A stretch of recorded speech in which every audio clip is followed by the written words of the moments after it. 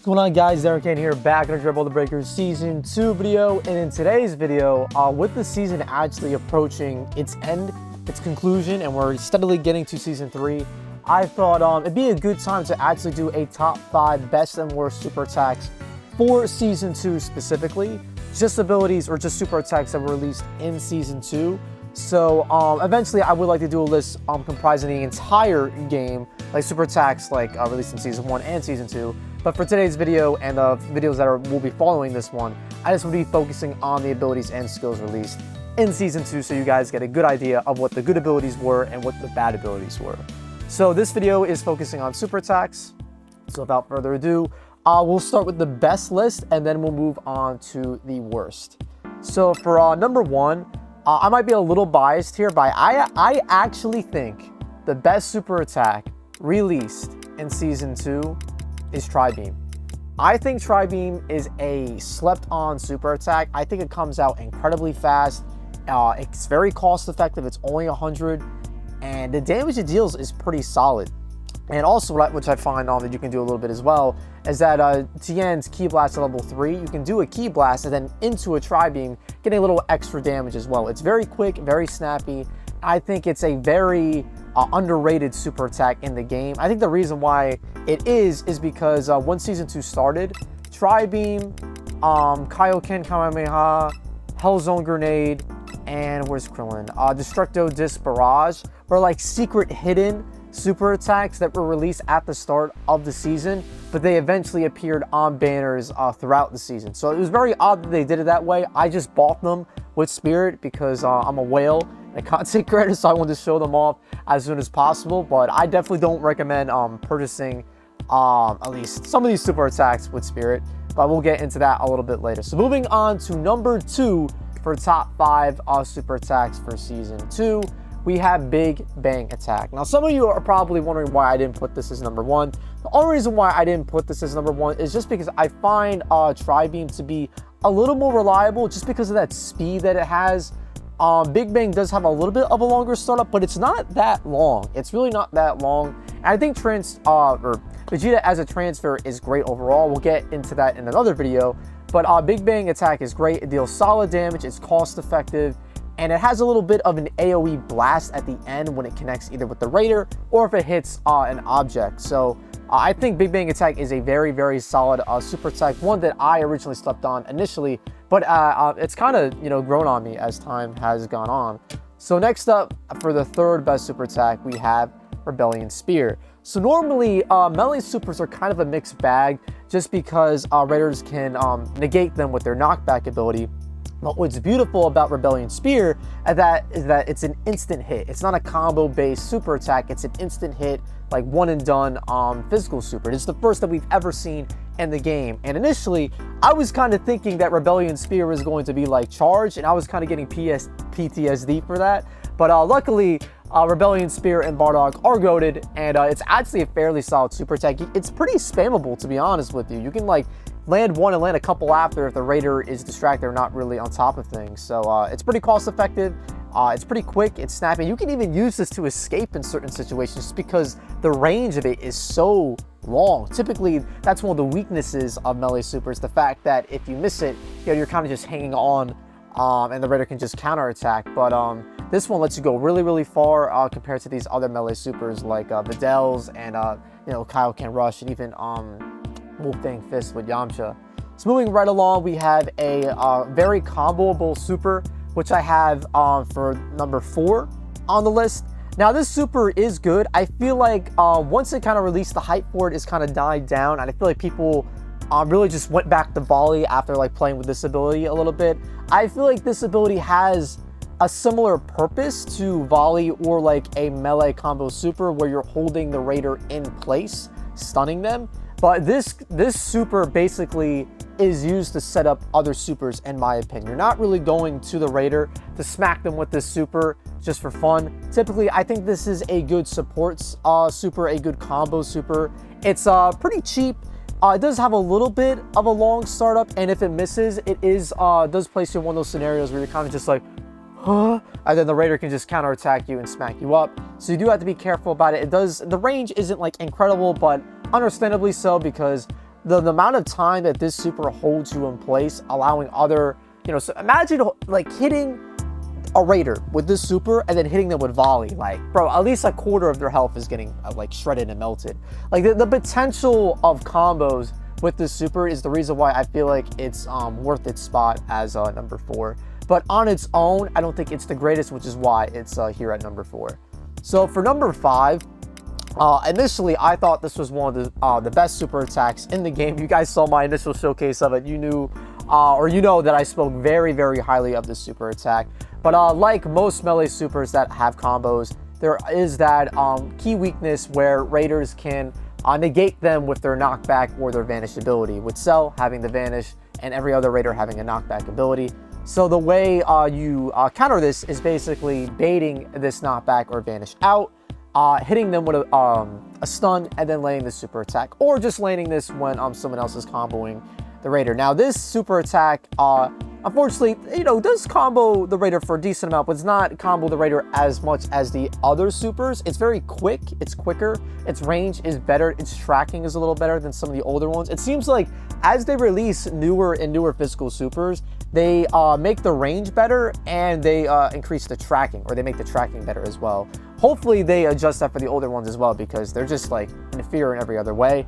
But the greatest thing about this super attack is the damage, bro. The damage on this bad boy is absolutely insane. And like most melee combo supers, you can land other super attacks very easily as someone initiates this combo. So I believe it does like a bar and a quarter, or like a bar and a tenth, which is very, very, very good.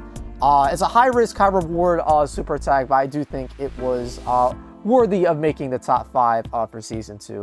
So for honorable mentions, I have the Super Kamehameha, which unfortunately Gohan got cucked.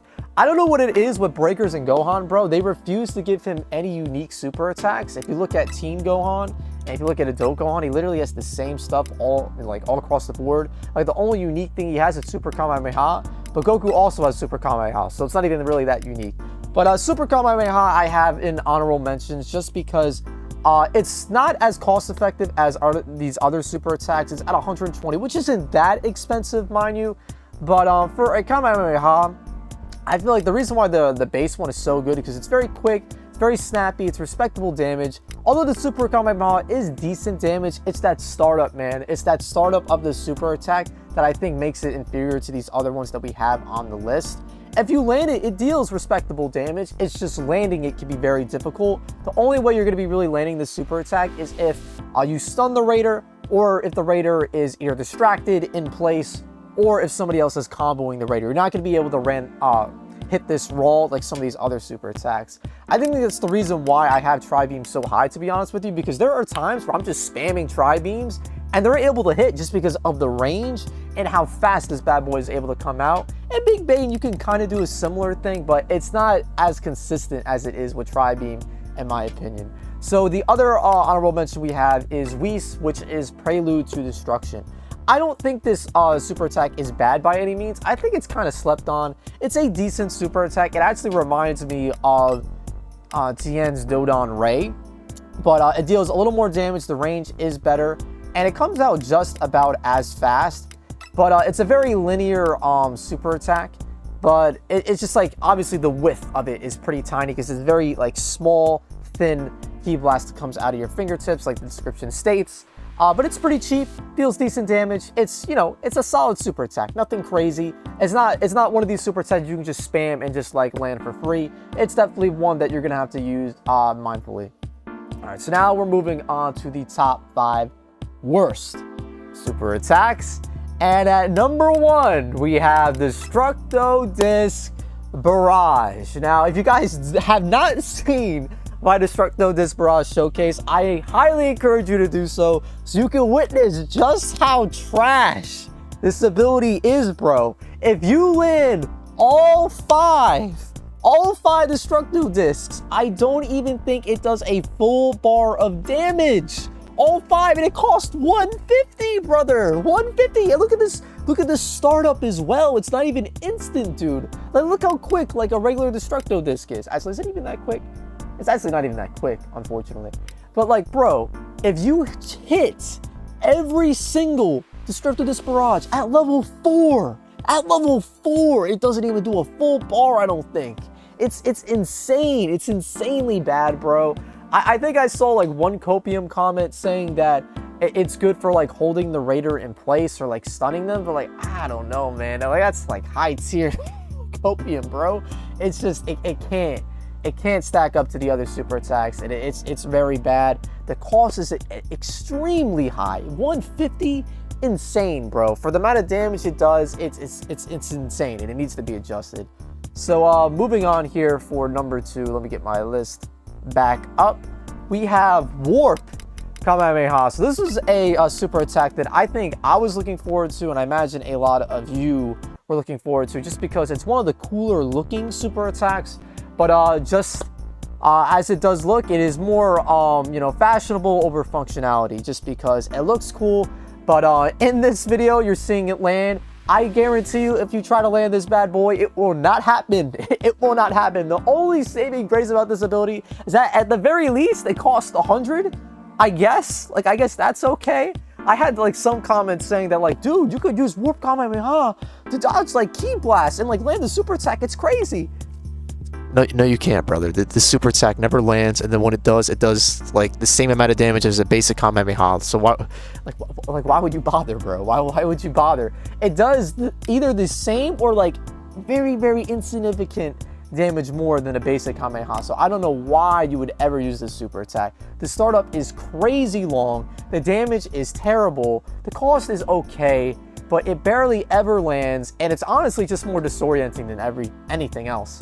They really need to fix this move or improve it, just because it's a shame, man. It's one of the coolest Kamehamehas we have in the game, but it's been done dirty. It's been done dirty.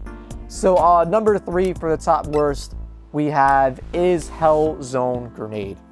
Now the reason why I have this at number 3 is because from when I'm using this, I remember the damage not being like terrible. It's just that, as you guys can see in the little preview here, the startup is egregiously long. It's egregiously long. It's not that expensive, which is I guess one plus of it, and the damage not being like god awful is a plus of it. But you're not going to be landing this raw. The only way you're going to be landing this is if the Raider is stunned, being comboed, or just like they just straight up put their controller down. Like it's not happening. Unfortunately, this is a very cool super attack in the game, but again, it's a little more fashion over function. It's really not that great. It would be cool. I'm pretty sure this isn't a thing, but it would be cool if like the grenades like surrounded the Raider a little more closely, and if the Raider like knocked into them, they would actually deal damage or something like that. I feel like there's ways they can improve this super attack, but who knows if they will. So next up, I have the Kaioken Kamehameha, which honestly, you could argue might even be worse than Hellzone Grenade. But the reason why I have this on the top worst is just because it's an inferior version to the Kamehameha. Also, to make sure you guys understand how the top 5 worst list works, basically 1 is worse, the most bad, and like as we go down to the list, they get less and less bad, is basically how it goes. So the reason why I have Kaioken Kamehameha at number 4 is because it's better than Warp Kamehameha, and it costs 100. It's just the startup. It's basically Super Kamehameha, but you get less bang for your buck. I understand that Super Kamehameha does cost 20%, or not 20%, but just 20 extra energy more, but I feel like it's worth it when you basically have the same amount of startup for not the same amount of damage, right? It's just, you know, an inferior version of the Kamehameha. You know, its cost isn't that bad, but overall, I just think it was a super attack that kind of got screwed over, man. Like, Kaioken is a really cool ability. Unfortunately, its super attack was not served justice here. So for number 5 for the worst super attacks, we have Beerus, bro. Unfortunately, we have Beerus, the Spear of Destruction. Now, the issue with this ability isn't necessarily the startup. It isn't the cost. It isn't the speed of which the super attack coming out. It's the damage, man. It's the damage. This super attack does not even deal a full bar of damage for being a charged super. And belonging to the God of Destruction, Beerus, it's just very disappointing. It's a very cool super attack. It even has like a little explosion animation at the end, as you can see in the preview once it lands. But unfortunately, I just don't understand why they didn't give it a little more oomph. Like literally Final Form Frieza, who, by the way, Frieza is afraid of Beerus. His Death Ball deals more damage than Beerus. Now, mind you, the cost is more so than Frieza here, but I still feel, or more than Beerus, but I still feel like it should have at least dealt a bar's worth of damage. They could have made the move cost more. I don't know, just like to kind of like even things out. I think it does like a quarter of the Raider's health bar, which is, you know, or three quarters of the health bar, which isn't terrible. But just like for a super attack that you can't really throw out very quickly with it being a charge, these super attacks are normally very difficult to land. Even when you stun, if you stun the Raider and try to throw the super attack, it's not a confirm just because of how egregiously long the startup is. So this is a super attack you're really only realistically going to be land unless you hit like a solar flare, which is pretty difficult to land. The Raiders being comboed, or if they're just heavily distracted and not paying attention. You're not really going to be hitting the super attack very often. Even when you do, the damage is very disappointing. So yeah, guys, that's my top 5 best and worst super attacks list. I actually don't have any honorable mentions for worst. I actually just memed and put Gohan just because he's been cucked in terms of super attacks. He legit has no unique supers in the game. I don't know why they hate Gohan. Please give Gohan something unique, please, besides like skills. But anyways, boys, if you guys want to know my list again, for the best super attack, I have Tri-Beam with Tien. For second, I have Big Bang Attack, which is right here. Then I have Rebellion Spear, which belongs to Bardock. Then I have Symphonic Destruction, which belongs to Whis. And then for the 5th best, I have Burning Slash, which belongs to Super Saiyan Trunks. And then for worst, I have the Chain Destructo Disc Barrage as the worst super attack, which might honestly be the worst super attack, not only in the game, but for the season. I think it does actually beat out Charge. I do think it's that bad, but you know, maybe we'll talk about that when we do top 5 best and worst for the entire game. For second worst for season 2, we have Warp Kamehameha. And then for third worst for season 2, we have Hellstone Grenade. And then for fourth, we have Kaioken Kamehameha. Goku on this list more than I would have expected, actually, to be honest with you. And then for fifth, we have Spear of Destruction. So yeah, guys, these are my top 5 best and worst super attacks for season 2.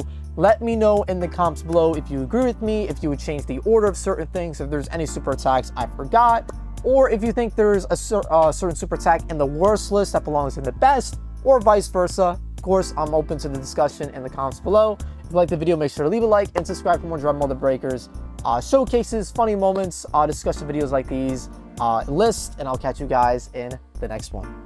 Peace out, boys.